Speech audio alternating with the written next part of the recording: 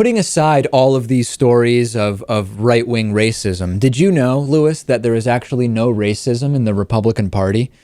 Joseph Farah, the editor of WorldNetDaily, the incredible conspiracy right-wing website, who has been a guest on this program. Years ago, we interviewed Joseph Farah.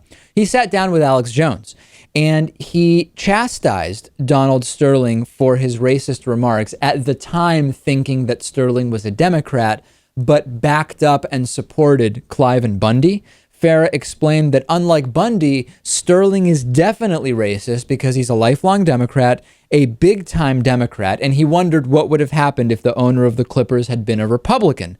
Of course, we actually know now what would have happened because Sterling is a Republican. Let's look at some of the video, listen to the audio from the Alex Jones show. It's actually a great compliment to Bundy that the New York Times saw him as such a threat that they had to kill him, politically. Right, yeah, politically.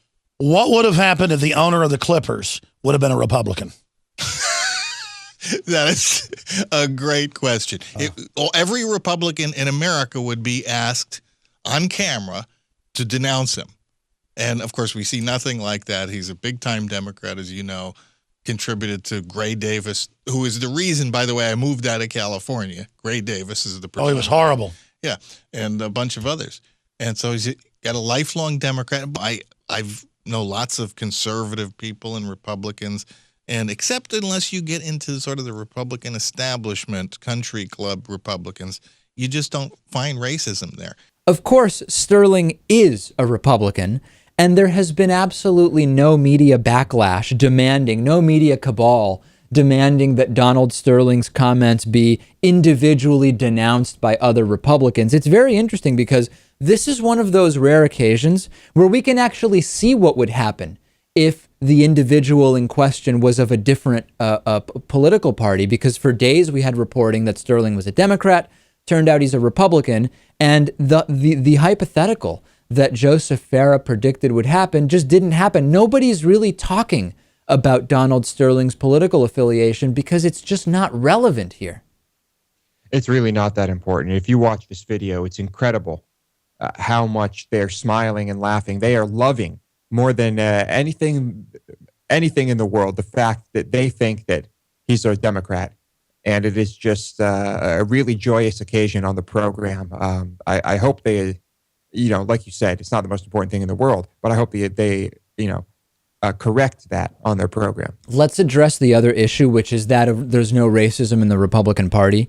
We've talked about how if you are a Republican, you're not definitely a racist. Of course, that would be ridiculous. But that American racism is in line with American right-wing ideology. Whether or not you particularly identify as a Republican or not is less relevant. Now, there is a study published in Race and Social Problems which confirmed that Tea Party supporters, which is not all conservatives, it is not all Republicans, Tea Party supporters are more likely to be racist than the average person. But beyond this, there is no one, unless you play these projection games that the right-wingers like to play sometimes, there is no one that can honestly say the Republican Party is not more tolerant of racism in its ranks than the Democratic Party is. And I am not a fan of the two-party system.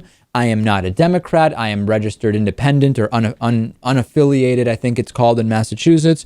But the policies of the Republican Party for the last 40 years, since the party realignment took place around the civil rights movement, they've been on the side of issues where their position doesn't help to reduce racial inequality or discrimination. It's just abundantly clear. Right. And if you deny it, you are in another camp in this country that is a big problem, and that's called being blissfully ignorant. And a lot of people are very happy with that. As the name suggests, blissfully ignorant does include bliss. We can't deny that. Today, we have Patriot Mail coming up for you. We have a shooting in a place where, if we are to believe the theories of the strongest advocates of more guns everywhere, there should not have been a shooting, or if there were, it should have ended differently. We will also talk to David Sirota, one of our favorite guests. That's all coming up today. Our program is viewer-supported. We also do a whole extra program just for our supporters called The Bonus Show. It's hosted by Lewis. Go to davidpakman.com/membership to sign up today.